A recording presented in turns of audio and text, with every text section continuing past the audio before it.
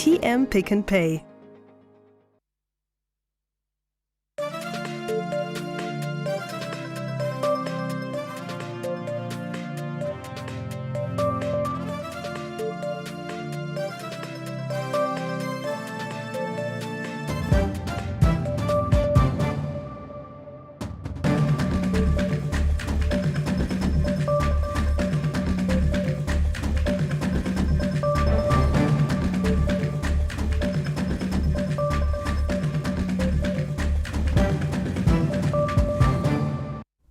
Thank you so much for joining us here on the main news. I am Justin Matlatla. And I am Tanaka Munyinyua. Noble Maungwa is at the sign language desk, and Arthur Evans will be joining us shortly from our Montrose studios. Let's first take a look at the headlines.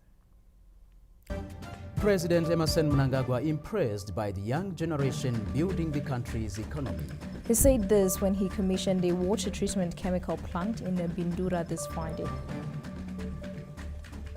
The death toll in the Palestine-Israel conflict rises. More than 2,800 people have been killed to date. Later on in sport, mighty warriors to fight for bronze at the COSAFA Women's Championship after their loss to Zambia. That is it for the headlines. We now take a look at the news in greater detail. More than 2,300 students graduated at the Bindura University of Science Education this Friday after completing studies in various disciplines. The graduation comes at a time universities are pushing industrialization through research and innovation. Tapiwa Machemedze gives us that report.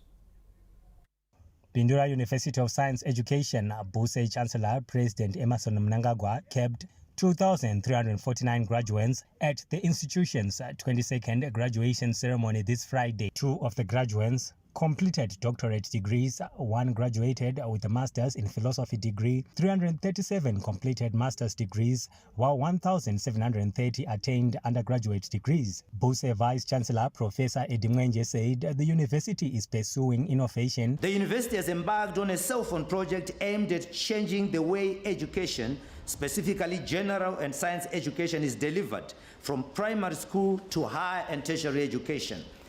The university has to that end entered into agreements with Hong Kong IPRO Technologies and Hong Kong Loctite Cell Phone Production Company. Our hope is that this partnership will result in the assembling of cell phones and tablets at the University Innovation Hub in the near future. It is anticipated that at full throttle, the project should assemble about 200,000 phones and tablets a year. The university also entered into strategic partnerships with Shiksha University of India to produce snake antivenom and other natural products. Among the graduates was ZBC News executive producer Mnyarazi Nyamayaro, who graduated with a Master of Science in International Relations degree. 24-year-old Natasha Matare scooped 5 prizes for being the best Bachelor of Science Honours degree student, in addition to the Chancellor's cash prize reserved for the best female and male undergraduate students. I can't hide my excitement. I'm ecstatic. I'm over the moon. You know, this is indeed a culmination of close to 2 years of hard work, punctuated at times with some excruciating moments and shared experiences. I got a first-class degree. I was doing honors in biotechnology. And it was the most high I and I get a research on antimicrobial properties on my banana peels. Then the name awards and now I feel grateful. Like stage when president it was 1,000 and from nowhere I got to 2,000.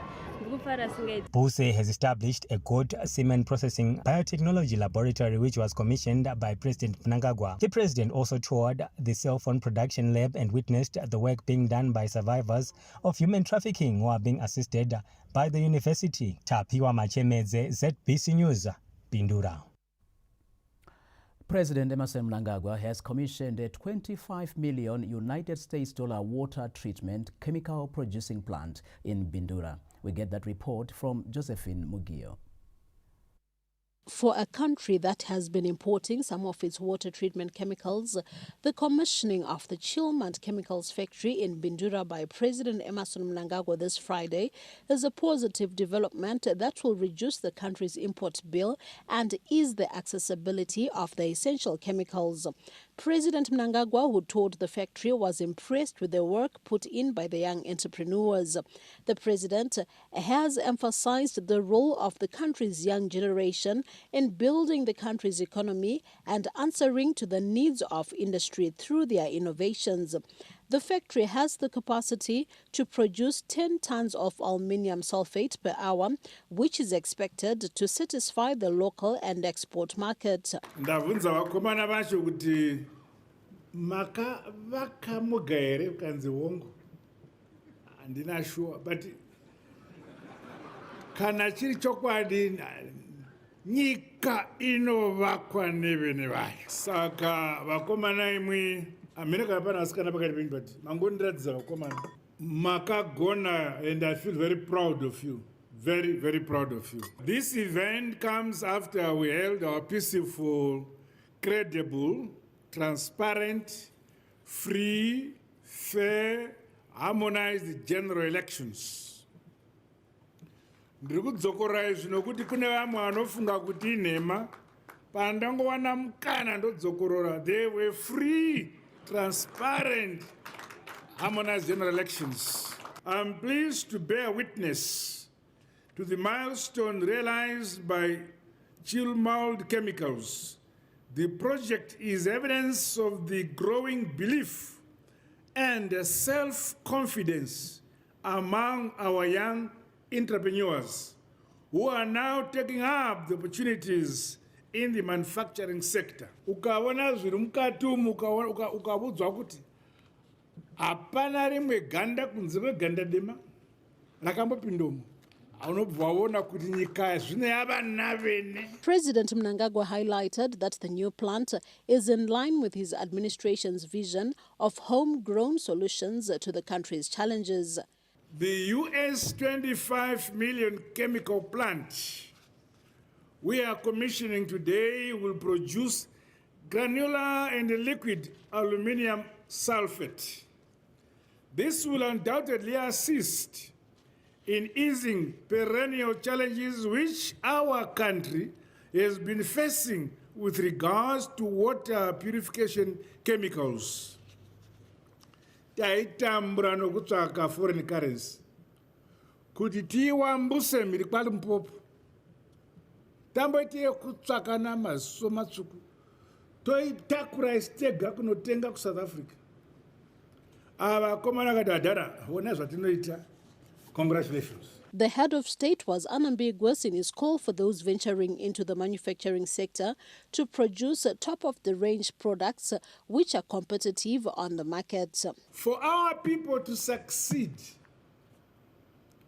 we need to be competitive. We need to be the best of the best. Kana ndati ngatigadzire zvinhu zvedu munomu, handibviri kuti mugadzire short things. Ndozvivhara. You must aim to produce top of the range. Whatever you're doing. Kana uchirima mbambaira, obudisa yakanaka chaizvo. Kana iri wheat, you produce the best wheat. Meanwhile, I want to commend the comprehensive strategic partnership between Zimbabwe and the People's Republic of China, which continues to facilitate technology transfer, sharing, and collaboration with local companies such as this one here. This highlights that our foreign policy principle, Zimbabwe is a friend to all and an enemy to none. The provision of safe and clean potable water has been cited as key for the country to meet the United Nations Sustainable Development Goals. Josephine Mugio, ZBC News, Bindura. The government has refuted claims that there is a constitutional crisis in Zimbabwe, emphasizing that divisions in the opposition CCC do not translate to national crisis. In a statement this Friday, Information, Publicity and Broadcasting Services Minister Dr. Jenfan Muswere assured Zimbabweans and the global community that there is no constitutional crisis in Zimbabwe after the country successfully held general elections in August this year. Mr. Chamisa must not misconstrue the internal contradictions of a political party as a legitimate crisis in Zimbabwe. We've taken note of his fallacy-ridden statements to try and rally Zimbabweans to despondency, and also his continuous misleading of the global community about a non-existent post-election crisis in our country. There is no constitutional crisis in Zimbabwe, and there has never been such a crisis, even on the road towards the 23 August elections. Mr. Chamisa has not subjected his election fraud claims to judiciary test in terms of the Constitution of Zimbabwe, which clearly spells out the legal processes which should be followed in the case of a disputed election outcome. Therefore, his attention-seeking rants should be disregarded by all. We are past elections, and the focus of the government of Zimbabwe is in terms of making sure and accelerating the implementation of the National Development Strategy 1. In terms of parliamentarians who voluntarily disengage or withdraw from parliamentary duties, the law is impartial in this regard. Any voluntary disengagement or withdrawal will be a disservice to the mandate one would have received from the electorate. It should also be noted that a quorum constituted renders all parliamentary business legitimate. The Citizens Coalition for Change has been embroiled in confusion after one of the opposition party's senior officials, Mr. Sengezo Shabangu, who claims to be the CCC's Interim Secretary General, recalled 15 legislators from Parliament. Chamisa has since appealed for engagement with the ruling ZANU-PF party through a SADC-facilitated dialogue. The CCC party leader has also ordered opposition party legislators to disengage from Parliament, only for some of them to attend the Committee on Standing Rules and Order this Thursday. Olina Ndori, ZBC News, Harare. Now, in a related report, government has expressed concern over misleading statements made by some political players after 15 CCC legislators were recalled from the National Assembly as confusion reigns supreme in the opposition outfit. Addressing SADC ambassadors resident in Zimbabwe on the internal political developments in the country in Harare this Friday, Acting Minister of Foreign Affairs and International Trade, Professor Emon Murwira, said the unfounded aspersions and falsehoods seeking to embroil government and the ruling ZANU-PF party into internal opposition party squabbles are without merit. Government takes note of statements by some political outfits in the wake of the recent recalls of members of parliament from a certain political party in terms of our laws. The unfounded aspersions and outright falsehoods seeking to embroil government and the ruling ZANU-PF party in the recall processes are without merit. For the avoidance of doubt and for the benefit of those unfamiliar with the Zimbabwean laws, in terms of Section 129, subsection 1K of the Zimbabwe Constitution, recalls of members of parliament are done by the political party to which the affected member belongs by way of written notice to the Speaker of the National Assembly or President of Senate, and not by government. Professor Murwira added that it is not by coincidence that Zimbabwe is being attacked a few days before the country observes the SADC Anti-Sanctions Day on the 25th of this month. It is not a coincidence that Zimbabwe is under attack less than 2 weeks before we observe the SADC Anti-Sanctions Day on the 25th of October. Government notes a concerted effort by actors sympathetic to those who imposed unilateral sanctions to undermine this important regional initiative for the unconditional removal of the illegal sanctions. Zimbabwe reiterates its call for the immediate and unconditional removal of these heinous sanctions. He concluded by highlighting that government has consistently urged Zimbabweans to uphold peace and work towards the attainment of an upper middle income society by 2030. Colette Msanyera, ZBC News, Harare. Special economic zones and new hotspots in tourism have been cited as key drivers for the growth of this sector in Zimbabwe. Day 2 of the Sanganani Hlanganani World Tourism Expo this Friday saw the Zimbabwe Tourism Authority holding a Zimbabwe Tourism Investment Forum, a platform for project promoters, investors and financiers to network. The forum was cited as key in attracting domestic and foreign investment. We believe it's a very good start in as far as unlocking the potential in the tourism sector is concerned. Now people understand how it functions, then obviously they will have a good reason to respond accordingly. I think one critical thing that was discussed was the issue of carrying out feasibility studies by the project promoters, which is critical in terms of de-risking the project, in the areas of market, the financial, feasibility issues, as well as sustainability, which is a key issue in the hospitality industry. Tapping into new tourism destinations and full utilization of special economic zones was highlighted as key in attracting investments in the sector. The investment forum aims to increase the business, the tourism business in the country, definitely, and to give confidence to the investor. Also to articulate what the government has to do about any investment in our country that has to do with tourism. And I think key takeaway is what we have done with ZIDA, and the business that is at the end of the forum is going to be created through that forum. During the forum, a tourism investment matchmaking platform was launched to bring together investors and players in the tourism sector seamlessly and efficiently. By the time we go live on Monday, we will have at least 35 projects already listed. Right now we are just under 30, but we believe that we'll get another 10 or so this weekend. The tourism industry in Zimbabwe is on a growth trajectory with a target of a $5 billion United States tourism economy by 2025. Yolanda Moyo, ZBC News, Bulawayo.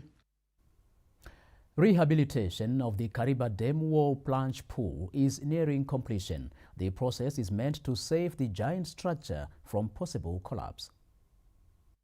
Over $294 million United States dollars has been provided in the form of grants and loans for the combined plunge pool reshaping and spillway works. The European Union provided the largest chunk after releasing $130 million United States dollars, with the African Development Bank and the World Bank providing an equal share to the tune of $75 million United States dollars, while Sweden provided the remaining $20 million United States dollars. The plunge pool reshaping has been described as a unique project, and engineers took time to explain the scope of the project. There was erosion that was going towards the dam foundation. The second risk was on the spillway, where due to swelling of concrete caused by some problem called alkali aggregate reaction, some of the guides that are for taking in the stop logs ended up distorted. We meet because we are doing some major rehabilitation work on the dam, which is typical and critical to give this infrastructure more life, another 30 to 60 years, and also to ensure the safety of all the other downstream people who directly or indirectly depend on the water resource.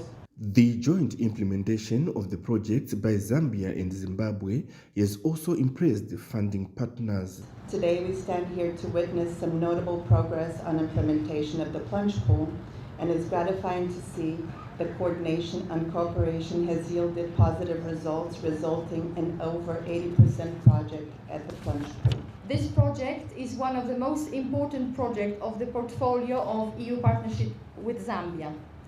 It's an emblem of the joint fundamental priority for both Zambia, Zimbabwe and the European Union to secure access to clean, reliable and affordable energy, and which has also impact on the whole Southern Africa region. I have hardly ever seen a construction site of that size. And when I asked the engineers, they were saying this site is unique in the world. It's huge. The Minister of Energy and Power Development, Honorable Edgar Moyo, was part of the high-level delegation which toured the project this Wednesday. The Kariba Dam Rehabilitation project will restore the dam to internationally acceptable operational standards, facilitating the sustained generation of electricity. This will support our government's objective of promoting deployment of other renewable sources, such as solar and wind energy. Each floodgate releases 1.5 million liters of water, which falls onto the plunge pool when the gates are fully open. Government has reviewed plans to turn fisheries and aquaculture industry into a $1 billion United States dollar economy by 2030, in line with the national vision of an upper middle income society. The Deputy Minister of Lands, Agriculture, Fisheries, Water and Rural Development, Honorable Davis Marapira, was in Kariba this Wednesday for a tour of entities that are into the fishing and aquaculture business as the drive to turn the industry into a $1 billion United States dollar economy gathers momentum. His first port of call was Padenga Holdings Crocodile Farm, which is producing more than 42,000 skins a year and making a turnover of $30 million United States dollars annually, while also employing at least 600 permanent workers. The company is grateful to the Education 5.0 model after the Harare Institute of Technology came up with a granulator which they had failed to get on the international market. Guys have actually developed for us a custom machine where they convert our food into balls, and that sounds like a ridiculously simple thing to do, but it's really difficult. I must tell you that we looked all over the world to find a machine that suited us, and it just didn't exist.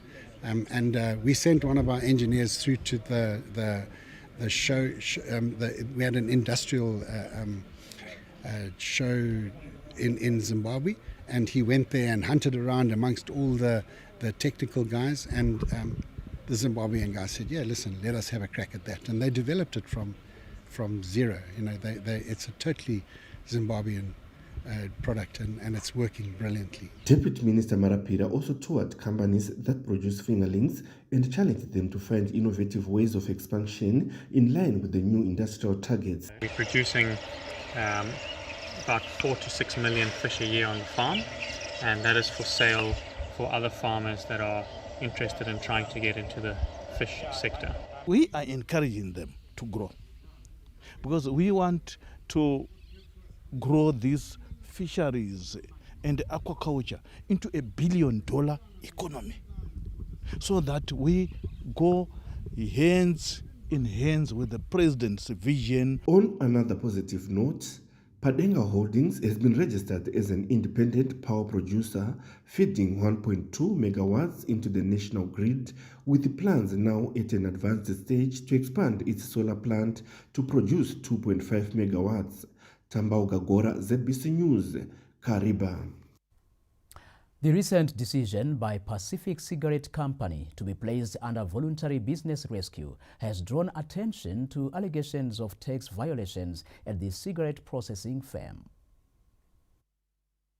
News that Pacific Cigarettes Company has gone under business rescue has hogged the limelight for the past few days, with experts questioning the decision by one of the country's largest cigarette manufacturing firms to openly declare insolvency. The Zimbabwe Revenue Authority, ZIMRA, has since highlighted tax violations and outstanding obligations which left the company facing liability of up to 19 million United States dollars and close to 80 billion Zimbabwean dollars. Pacific Cigarette Company, however, dismissed the claims of tax violations as false. The general thing with our insolvency law is that directors of companies are required by law to always check the solvency of their companies within the ensuing 6 months.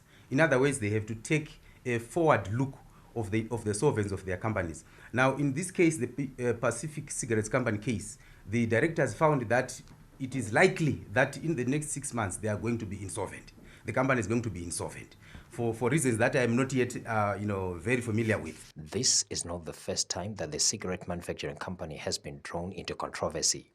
A court case filed against Pacific Cigarette Company, which was then trading as Savannah Tobacco in 2005, lodged by the South African Revenue Authority at the Transvaal Court, involved the seizure of close to 3,000 master cases of cigarettes or 30 million cigarettes seized at the Beitbridge border post. Off camera, experts bemoan the impact of illicit tobacco trade on the economy, outlining huge excise taxes are lost due to the illegal practices. A press briefing held by the Pacific Cigarettes Company chairperson Mr. Adam Olai this Wednesday addressed some of the issues, including tax violations, as alleged by Zimra. I don't see this impasse with Zimra as a fight.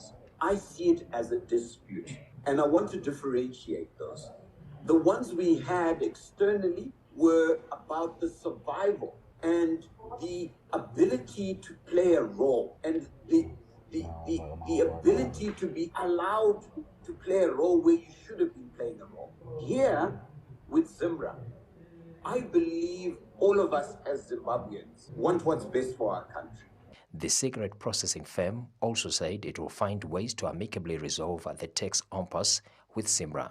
The country's tax system stipulates excise duties are levied on local production. Cigarettes attract 20% excise duty plus an additional $5 United States per 1,000 cigarettes. Well, for more news, do log into our website at www.zbcnews.co.zw. You can also follow us on our X handle at ZBC News Online, as well as on Facebook, we are at ZBC News Online. Also remember to follow us on our WhatsApp channel at ZBC News Online. Remember to like and subscribe to our YouTube channel, ZBC News Online. Here are stories still to expect. The death toll in the Palestinian-Israel conflict rises, with more than 2,800 people killed to date. In sport, mighty warriors to fight for bronze at the COSAFA Women's Championship after their loss to Zambia. We'll be back with these stories and more. Stay with us.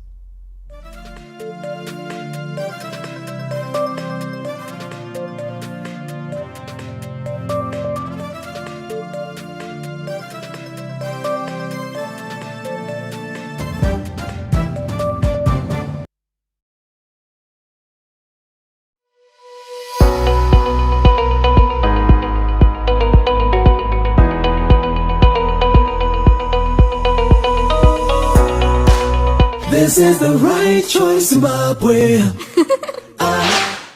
This is the right choice, Zimbabwe.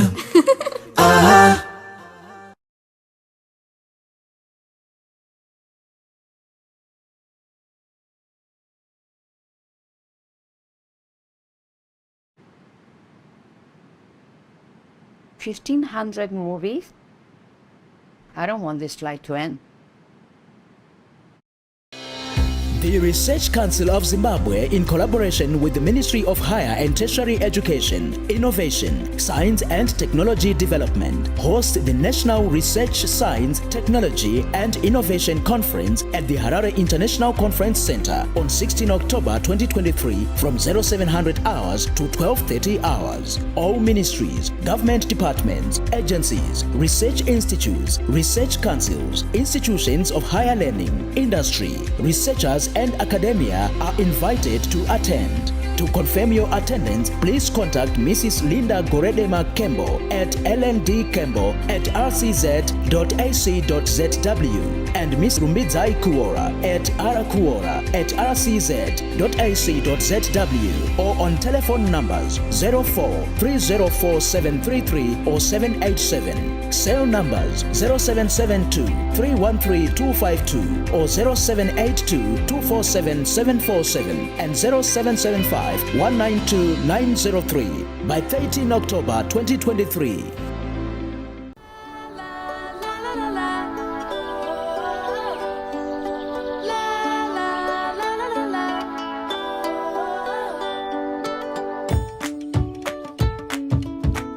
Made with pure mango and available in a mouth-watering 500 milliliter pack.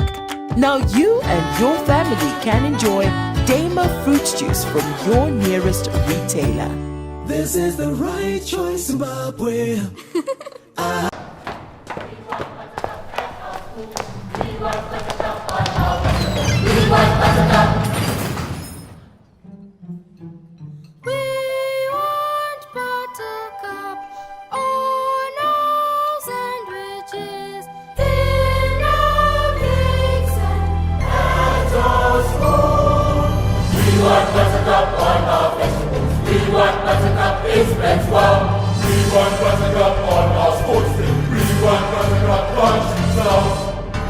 They want buttercup. They want buttercup. We want buttercup cause it's healthy. We want buttercup at our school. We want buttercup on our table. We want buttercup, that's the rule. When it really matters, buttercup margarine. Buttercup margarine. Extra goodness for you and your family.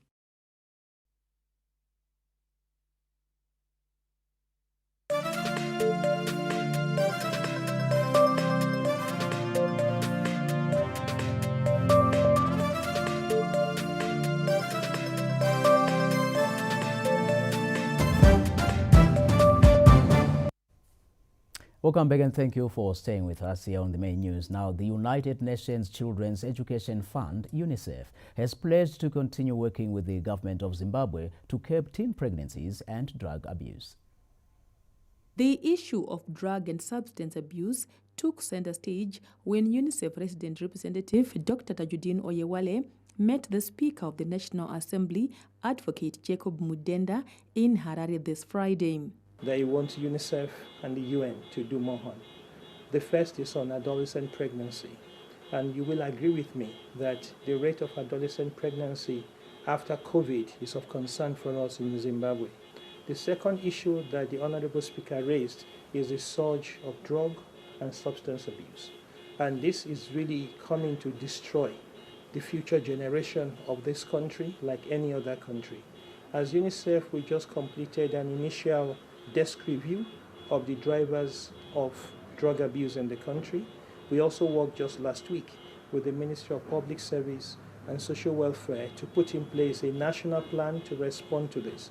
It is our commitment to ensure that we make investment in those two areas. UNICEF has released a report titled Let the Evidence Speak, Understanding Drug Use and Substance Abuse by Zimbabwean Adolescents and Young People, after a research carried out across 5 provinces, including Bulawayo, Harare, Manicaland, Mashonaland Central, and Mashonaland West. According to the report, the most commonly abused drug is cannabis at 67%, followed by legal alcohol at 61%, cough syrups 47%, skunk 43%, crystal meth 36%, and illegal alcohol at 31%.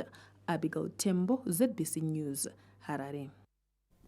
We now cross over to our Montrose studios. Arthur Evans is on standby with more. A very good evening, and it's over to you. Thank you so much, Tanaka, and to the team at Pocket Hill. Well, a call has been made to local media practitioners to tell the true Zimbabwean story from an informed perspective. Gracie Banda has this story. Having opened the media space to accommodate divergent views, the Ministry of Information, Publicity and Broadcasting Services is moving with speed to capacitate local journalists in their reportage of local stories to match SADC standards. True to the Second Republic's mantra of leaving no one and no place behind, the ministry has also devolved SADC reporting capacity building initiatives, with another leg being held at Montrose Studios in Bulawayo this Friday. Participants commended the initiative by the parent ministry, which is expected to sharpen their reportage. For years, I've been trying to enter the SADC Awards and I didn't have enough information about what they wanted, about the guidelines for the competition. So today I learned a lot about the things that they want, and I realized that reporting is not just about Zimbabwe, it's not just reporting about your community, but we are a region that needs reporters that report on everything that's happening in the region. It was a good opportunity where we learned about how we as journalists can integrate today's society. How can we integrate Africa and Southern Africa as a whole, looking at finding sustainable development solutions and lasting ones into various issues. In terms of getting this much enlightenment, I feel like we are in a better space and place to produce something that regionally impacts the people. Director of International Services in the Ministry of Information, Publicity and Broadcasting Services, Richard Mahomva, said journalists have a part to play in the information ecology. The starting point is that this is a SADC reportage capacity building initiative that is meant to help our journalists have a reportage that feeds into the development ecology of the SADC. And we're saying the starting point is the Zimbabwean story and how the Zimbabwean story is connected to the broader development thrust of the SADC. The Second Republic has opened the media space to accommodate divergent views through licensing of television stations and establishing community radio stations. Grace Banda, ZBC News, Bulawayo.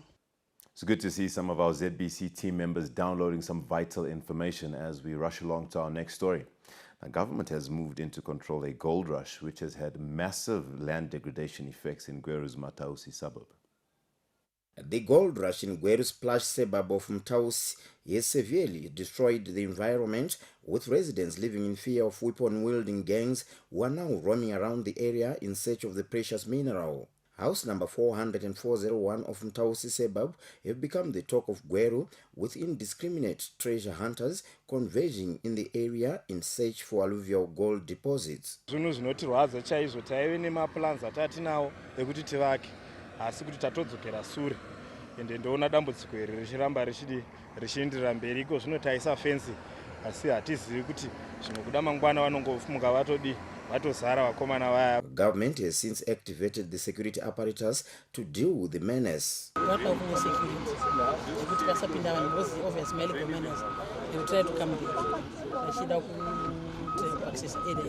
The mineral-rich Midlands province has been prone to the gold rush menace, with suburbs like Gold and Phoenix the most affected. This has resulted in the closure of the local primary school, while some houses have been decommissioned due to the risk posed by illegal mining activities. Tafara Chikumira, ZBC News, Gweru. Speaking of illegal mining, illegal gold mining activities in Zhishavane have become a threat to the socio-economic development of the town after the collapse of the Zhishavane-Bukhwa road due to illegal mining activities. Although mining has been identified as a key accelerator to Vision 2030, illegal mining activities in and around Zhishavane are hindering development after the destruction of Zhishavane-Bukhwa road by illegal miners. Residents and motorists who spoke to ZBC News lamented the rampant illegal mining activities hindering progress and development of the area. Tasvikapo munogona kuwira mota ichitofamba ndichidomhanya kana kuti takateerana neumwe zvozokonzeresa njodzi. Tiri kugara ipopo hatizozivi kuti tiri pasi peshaft here kana kuti tiri pa saka tinyatsoziva kuti ichi chiri kunyatsoitika. Zvaitika mota ikawisira upenga iri kumberi kwangu ndosvikawo tikatomira ndichitorusire kwegomba risati ratoisiwa hlahla rikaisiwa mukati. Mota dzedu idzi dzakadzikira uye dzine lodi yakanyanya. Zhishavane Town Council Ward 9 Councillor Kulekani Ndlovu condemned the illegal mining activities occurring around the residential areas. Nevhiki rapera vanga vakatiurayira pipe rinosupply mvura New Hive Advorium neimwe quarter of maglass zvichireva kuti vanenge vafanira kuti vadhiliwe navo vaite zvokuchera kwete kuti vaite zvokupasa midziyo. Illegal mining activities have in the past affected water supply, with underground water and sewage pipes being constantly damaged. Karajushe, ZBC News, Zhishavane. Let's continue to dig into more stories on your main news bulletin from our Pockets Hill studios. My name is Arthur Sevens for the Montrose News Desk. Over to you. Thank you very much, Arthur, and the whole team at Montrose. Government is putting in place mechanisms to ensure women are cushioned from the effects of climate change through climate-smart technology. Briefing the media ahead of the International Day of Rural Women celebrations set for this Sunday in Chiredzi, the Minister of Women Affairs, Community, Small and Medium Enterprises Development, Senator Monica Mchangwa, reiterated government's commitment in ensuring rural women are capacitated as they bear the brunt of the adverse effects of climate change. Climate change is impacting negatively on agricultural and food production, and women are amongst the vulnerable groups. So to mitigate the impact of climate change, government is implementing measures to make sure our farmers, particularly women, more resilient.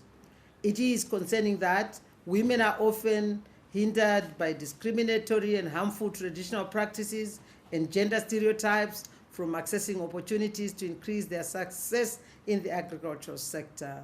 Closing gender gaps, raising awareness on available programs, supporting women empowerment and gender equality have also been highlighted as key issues. The gender disparities in ownership is something which the government and through us as a ministry are dealing with to make sure that women have access to and control of livelihoods and economic resources such as land, water, credit, knowledge, and labor. The International Rural Women's Day is celebrated every year on the 15th of October, with this year's celebrations taking place in Chiredzi. Memory Chamisa, ZBC News, Harare. We continue with matters of women and the girl child. Now, empowerment of the girl child has been identified as an essential step towards ensuring she reaches her full potential. Mothers and girls in Hatcliffe suburb have amplified the call for an end to gender-based violence as part of belated International Day of Girl Child commemorations. Girl child should be empowered, especially in education, because we believe that education is the key to every success.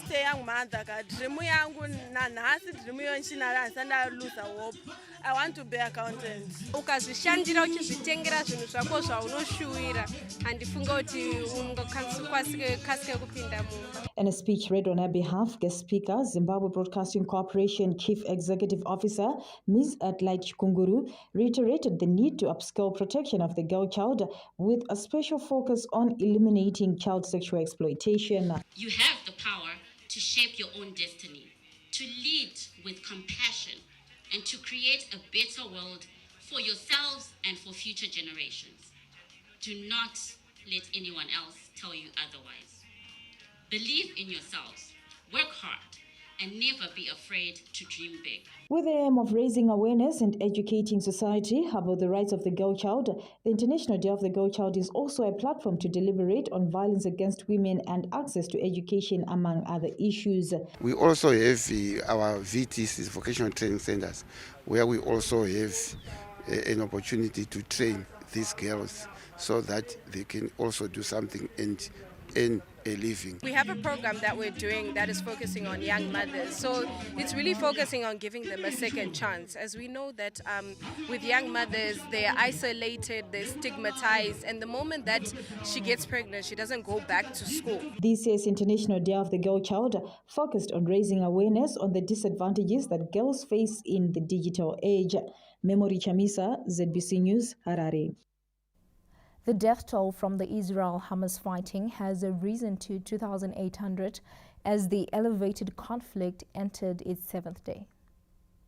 Palestinian health authorities say more than 1,572 Palestinians have been killed in the conflict, while 7,200 others were wounded in the enclosed territory of Gaza.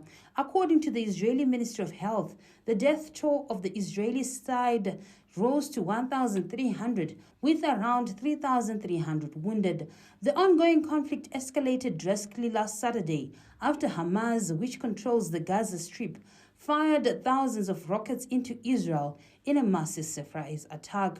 Israel then responded with numerous airstrikes and retaliatory measures.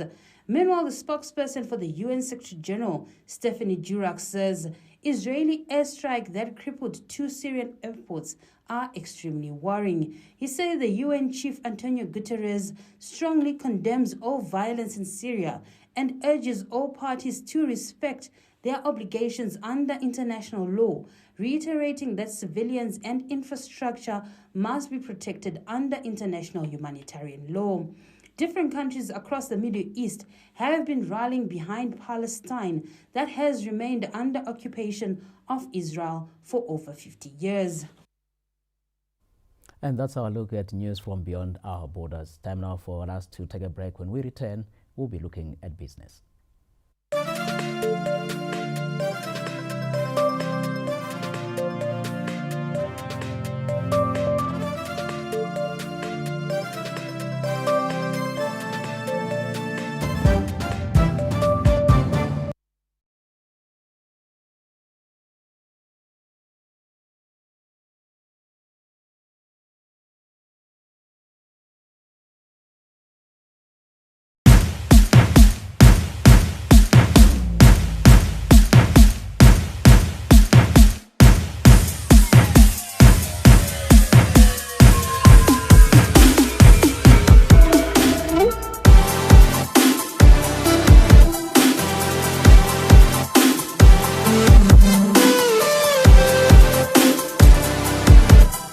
This is the right choice, Zimbabwe. The Minister of Industry and Commerce, Honorable Dr. Sitembiso G. Nyoni, Deputy Minister, Honorable Roy Bila, Chief Directors and staff are pleased to warmly congratulate Dr. Thomas Utete Wushe on his appointment as the new Permanent Secretary of the Ministry of Industry and Commerce.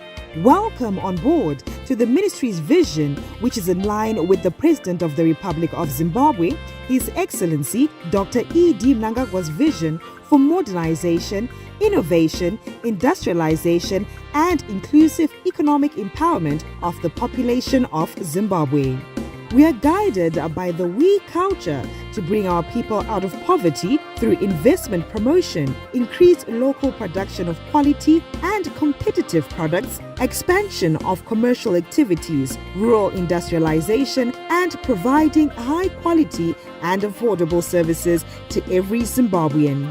We wish you success as you assume your new role as the Permanent Secretary of the Ministry of Industry and Commerce. Congratulations, Makorokoto Amhlope.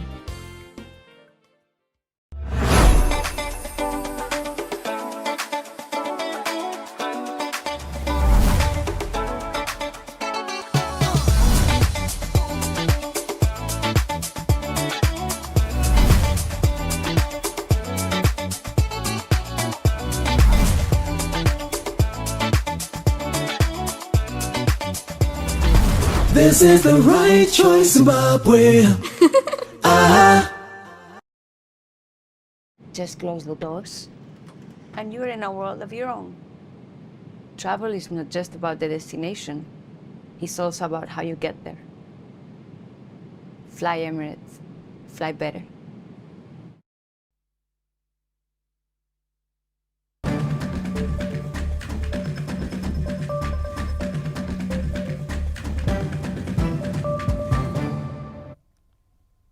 Welcome back. More than 50 companies have been certified with global standards since January this year as Zimbabwe seeks to expand regional and export markets under the National Development Strategy 1. Zimbabwe joined the global community in marking World Standards Day this Friday, with a compliance to quality products and services being the center of attention. Standards Association of Zimbabwe Acting Director General Mr. Cosmas Mukoi revealed that more firms are now interested in ensuring their products are certified to comply with the global trade requirements. From the beginning of the year, we've seen many companies embrace standardization. We have more than 50 companies that have come on board, and we are looking at adding more than 10,000 small to medium enterprises. We already have a simplified certification model that we are finalizing together with the Ministry of SMEs. Ghana Standards Authority Director General Professor Alex Adodo further clarified the importance of complying with international standards. There's a language for trade. It's the only language by which you trade. If you want a product, you mention, I want an iPhone. You mention the number is the standard. That standard shows you the specific product you are buying. And what we say is that if you don't have standards, you cannot trade. If you cannot trade, you don't have an economy. If you don't have an economy, you don't create jobs or wealth. Government has reiterated the need to boost exports through compliance to global standards. As a government, we have a lot of bills and acts that are relating to standards that are in the works, in the pipeline, and we are looking to push those so that we ultimately are able to safeguard our populace when it comes to all those substandard products that have been coming into the country. Zimbabwe's export commodities and services in the fields of tourism, banking, agriculture, mining, horticulture, and manufacturing, among others, have been endorsed by ISO certification to be competitive on the export market. Stanley James, ZBC News, Harare. The Zimbabwe Investment and Development Agency has issued 5 investment licenses to Turkish companies since January this year, in line with the increased economic bilateral ties between the two countries. Minister of Foreign Affairs and International Trade, Ambassador Frederick Shawa, told delegates at the 4th Turkey-Africa Economic and Business Forum in Istanbul this Thursday that Turkish investors continue to explore more investment opportunities in Zimbabwe. I am confident that this forum will provide an opportunity to identify constraints to enhance the Turkey-Africa cooperation and come up with remedial proposals or solutions.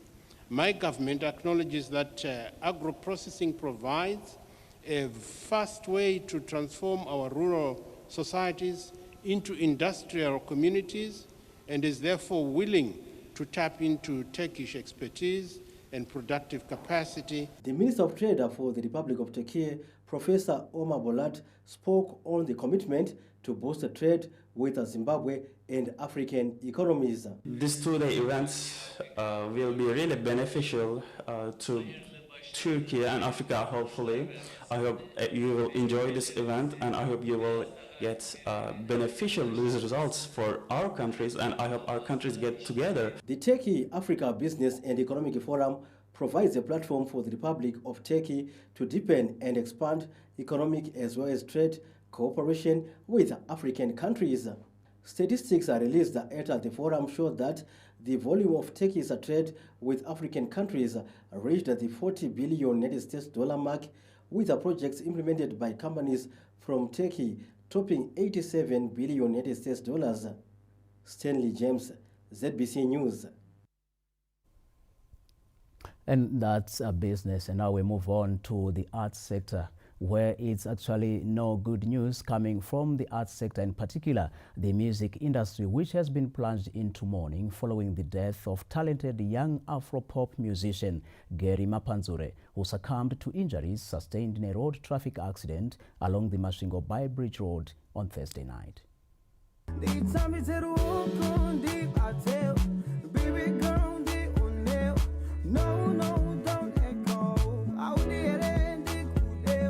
A dark cloud has befallen the arts fraternity following the death of the talented 25-year-old Afro-pop singer Gary Mapanzure.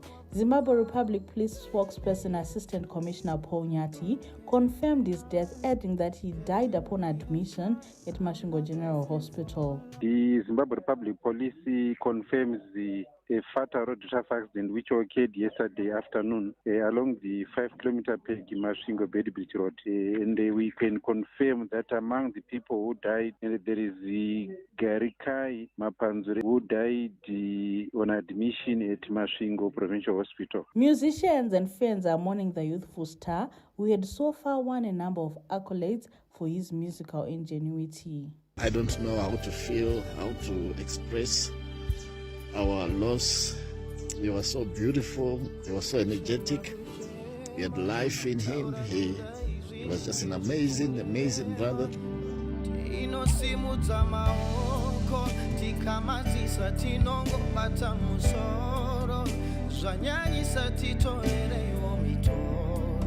Cause we look to you for a better tomorrow.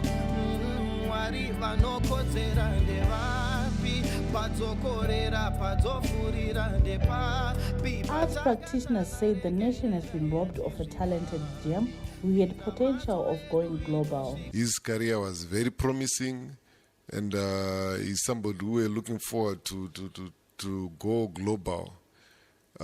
considering that in 2018 he even won the Empower Awards, which were run by Mr. Easy from Nigeria. His song Wapunza became an international hit after it was aired on Trace Africa. He is among the few artists who were selected for Mr. Easy's Empower 100 program that was aimed at identifying talent within the continent. The award-winning Gems collaborative act with Hughes, dubbed a TV Room, won the All Africa Music Awards Afrima Award in 2019 for Best Group or Duo in African R&B. While another banger, Your Man, was #1 on the Trace Africa's Top 30 playlist. Patience Nyagati, CBS News. Kutaura kudai zvinenge zvichirema vatofambidzana nekutaurirana nekubatisana vanenge vachisema adzizi nemakopa epatakatenda tikatendeukira iko kune chiedza. Well, a very dark cloud in the music industry, Bindura was actually my favorite song. May his soul rest in peace. Now moving on, the 14th of October is likely to divide music lovers with 5 big musical shows set to be held at different joints across the country.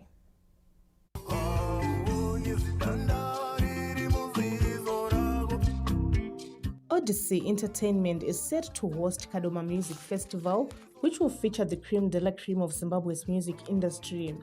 Artists billed to perform at the event include Ja Praiser, Alec Macheso, Winky D, and South Africa's DJ Tira and Makadzi.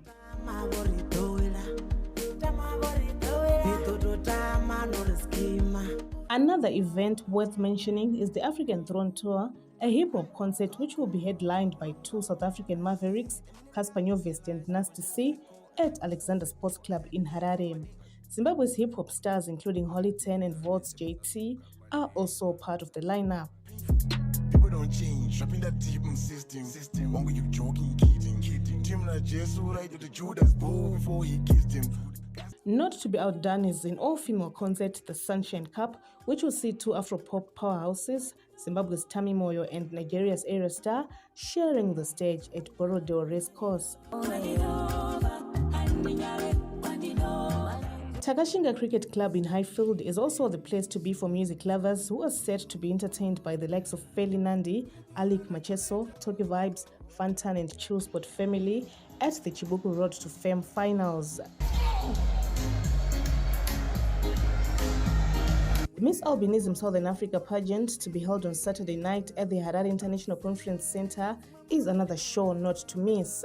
Musicians to perform at the event include Baba Mechanic Manyeruke, Dino Mudondo, Willem Tite, Chipom Chegwa, Solbon, Mbeu, and South African music legend PJ Powers. Colette Msanyera, ZBC News, Harare.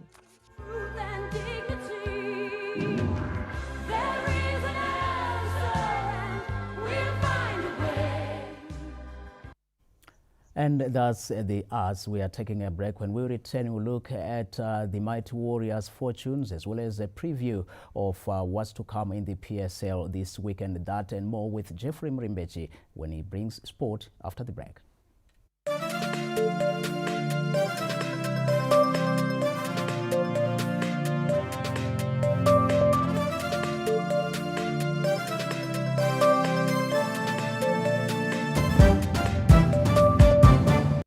Doink, doink. Lilo dvaku vari kubvabva varuda 40 US 20 yemagetsi 20 yefuel yavashandisa kuuya kuzotora mari yacho. Man, ambuye anowanzobika mazibhinzi man. Nezuro ndakwapa $20 ndosaka ndakakuti shandisa split meter munhu wega wega anozvidzosera magetsi ake. Ivo vakawanza mazibhinzi avo magetsi avo akapera kwavo ndokunodhinguka. Also available on monthly installments. Call us now. You have helped build Tel1, a better Tel1 and the world around us.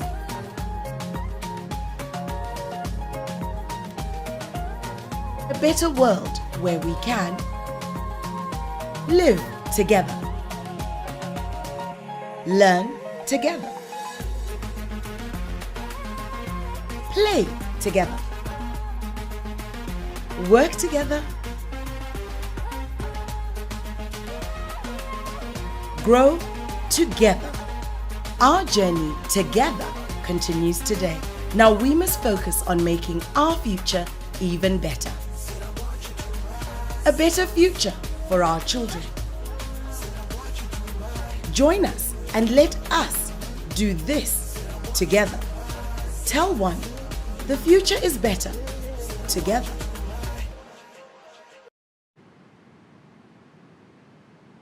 $1,500 movies? I don't want this flight to end.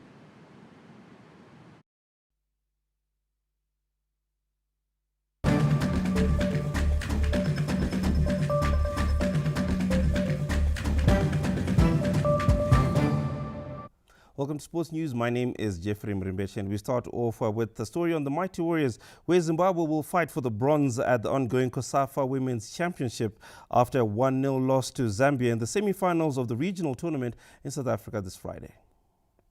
Zimbabwe's fairy tale at the 2023 COSAFA Women's Championship came to an end in the semi-finals after a 1-0 defeat by Zambia in the last 4 matches. The two sides came into the match with the same record, having garnered 7 points in the group stage. It was, however, the match-fancied Copper Queens, featuring 7 players from their World Cup squad, who emerged victorious, playing a Mighty Warriors squad, shaking off the rust from an 18-month absence from international football. Zimbabwe could have taken the lead at the stroke of half-time after Privilege Mpeti was sent through by Christabel Katona, only to shoot straight at the goalkeeper. A minute later, Captain Rudone Shamba failed to latch onto a pass from Mpeti, with the Zambian defense scrambling. Zambia took the lead courtesy of some slick movement by midfielder Sarah Jere just after the breather. The Copper Queens held on as the Mighty Warriors failed to find an equalizer. Mighty Warriors captain Rudone Shamba was satisfied with the team's effort after a long layoff. It's been quite an experience. Having not been involved in international football, the team has done very well. Assistant coach Johan Chikaula, who was in the dugout after head coach Shadrack Mlauzi opted to sit in the stands in the wake of sexual misconduct allegations, echoed the captain's sentiments. We are very, very much happy. We didn't want to put pressure on the guys. We just advised them to play their level best so we can see how we can go. So here we are. We are now competing for the bronze medal. Hopefully, we can succeed in getting the bronze medal. Zimbabwe will play the third place playoff this Sunday against Mozambique. Lawrence Trusida, ZBC News, Pretoria. Despite the results, the ladies did a fantastic job for a team that came together in such a short period. We take it to local football now, where FC Platinum coach Norman Mapeza says that he will not take inconsistent ZPC Kariba for granted when his high-flying Rishavane-based side takes on Kauya Katuruturu at Nyamonga Stadium on Saturday. FC Platinum march into Saturday's game against ZPC Kariba, having gone for 8 matches without defeat and 5 points adrift log leaders Ngezi Platinum Stars. Norman Mapeza's charges, who are in red-hot form, are walking with a spring in their step and are eager to emulate last season's success story, in which they won the league title after a poor start. With focus on retaining the title they have won for 4 seasons on the bounce, Mapeza is hoping his boys will be at their best come Saturday. I'm sure after dropping points against Rangers away, it's not gonna easy. It's not gonna be easy for us. You know, playing in Kariba with the weather conditions. But at the end of the day, we know where we're coming from and we know what we want to achieve coming into the season. So we have to put everything into that game. Come Saturday and see what happens come end of the day. FC Platinum beat log leaders Ngezi Platinum Stars last weekend to move to second position and blow the title race wide open. Courage Ushes, ZBC News, Shishavane. When it comes to local football, it's all about the title and the cup right now. And Ngezi Platinum Stars will be looking for nothing short of a victory to consolidate their position at the top of the Castle Premier Soccer League table when they face perennial campaigners Chicken Inn at the Baobab Stadium this Saturday. Texua Chiragwi's men will be hoping to dust themselves from a 1-0 loss to reigning champions FC Platinum last week. The result saw FC Platinum piling pressure on the log leaders after moving to within 5 points of Ngezi Platinum. Second place, the FC Platinum are now the biggest threat to Madamboro's title aspirations, with the Pure Platinum play known for being strong finishers as they search for a 5th title in a row this season. The match between Ngezi Platinum and Chicken Inn at Baobab Stadium headlines Saturday's fixtures as Rentals entertain Yata at the National Sports Stadium, while Blair Chiefs host Simba Bora at Luveve Stadium. ZPC Kariba welcome defending champions FC Platinum in Nyamanga Stadium, with the Black Rhinos hosting Greenfield at Bata Stadium. Action continues on Sunday as the Triangle United play Wanget Gibo Stadium. Highlanders first Cranbourne Bullets at Barberfield Stadium, while Caps United battle Shisham at the National Sports Stadium. Meanwhile, the top 4 battle will have to wait after Harare Giants Dynamos successfully sought permission for the postponement of their clash with the Maniga Diamonds due to unavailability of key players who have been called for national team duty. Anna Shemrombedzi, ZBC News, Harare. Still with football, the Zimbabwe senior and men's football team, the Warriors, have regrouped for a training camp in preparation for the 2026 World Cup qualifiers, which kick off next month. The Warriors are trooped in camp this Thursday, setting in motion preparations for the 2026 World Cup qualifiers. The Warriors, who were hoping to play Botswana in a friendly match this weekend before it was called off, are excited to be back in international football. I just want to thank, the coach for calling me back to the national team. I'm happy to be here because, as you know, it's been long for me not to be around the national team. I still have a lot of business to finish with the national team. One of the new faces in the Warriors squad is a young defender, Monashe Ganananga, who piles his trade in Russia with the FC Sheriff Tiraspol. I'm grateful to get this national team call-up because it's my first time, and it's something I've been looking forward from a young age, and I'm just excited to play with these players because I used to watch most of them when I was young, so it's just a good opportunity for me. Zimbabwe are in Group C of the World Cup qualifiers alongside Rwanda, Nigeria, Benin and South Africa. They get their campaign underway with an away tie against Rwanda on the 13th of next month. After an 18-month FIFA ban, the Warriors are back in international business. Now, as you can see from behind, the Warriors are getting the ball rolling as they prepare for the 2026 World Cup qualifiers. Now, Zimbabwe are in Group C alongside Rwanda, Nigeria, Benin and South Africa. Now, they will begin their campaign with a tough assignment against Rwanda, and a few days later they will play Nigeria. So the match they will play on the 13th of next month. So all is set for the World Cup qualifiers. The sound roadmap is on. Anna Shemrombedzi, ZBC News, Harare. And that does it for sports news this evening. Coming up next is the weather report and forecast.